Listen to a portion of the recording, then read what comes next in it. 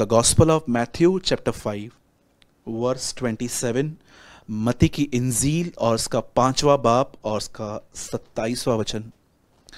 तुम सुन चुके हो कि कहा गया था व्यभिचार न करना, परंतु मैं तुमसे यह कहता हूं कि जो कोई किसी स्त्री पर कुदृष्टि डाले वह अपने मन में उससे व्यभिचार कर चुका।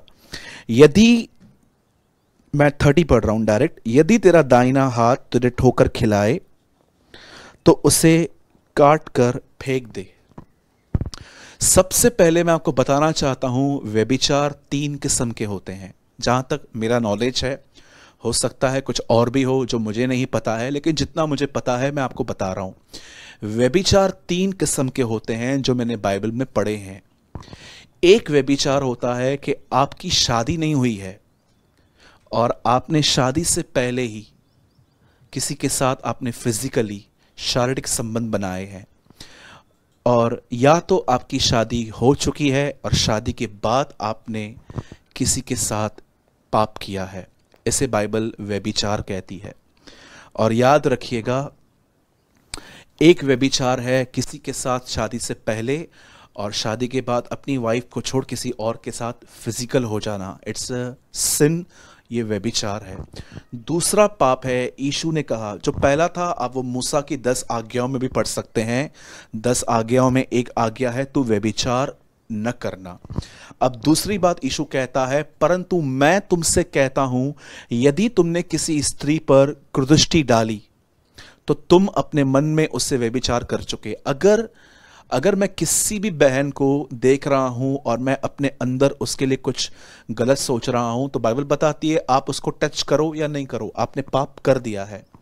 और तीसरा गुनाह जो यीशु ने कहा, आंख निकाल दे। और 30 में यीशु मसीह कहता है तेरा दाहिना हाथ तुझे ठोकर खिलाए तो काट के फेंक दे। तीसरा पाप है मैस्ट्रिब्यूशन, हस्तमैथुन का पाप। आप बहुत ही समझदार लोग हैं, अच्छे से जानते हैं कि यह पाप इंसान कैसे करता है।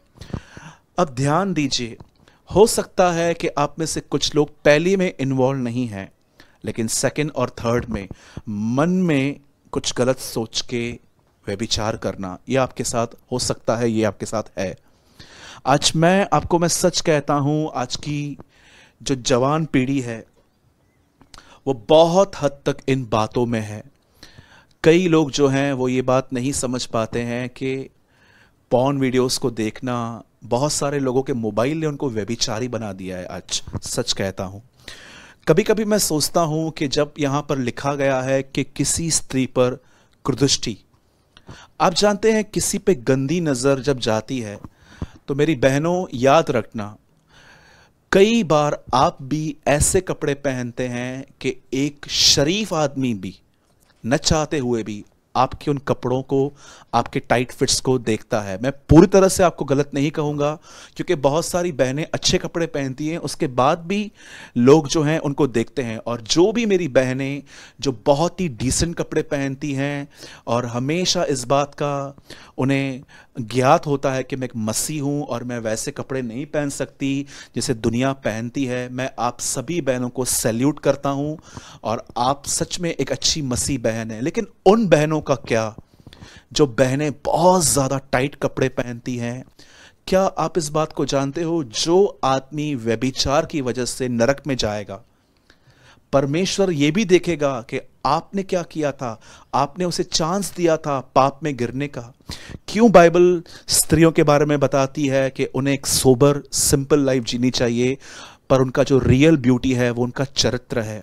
मैं आपको सच कहता हूं, मैं बॉम्बे में हूं, हमारे यहाँ पर जहाँ पर मैं रहता हूँ, हमारे यहाँ पर बहुत सारी ऐसी लड़कियाँ भी हैं जो मसीह में हैं, जिन्होंने बैप्टिज्म भी ले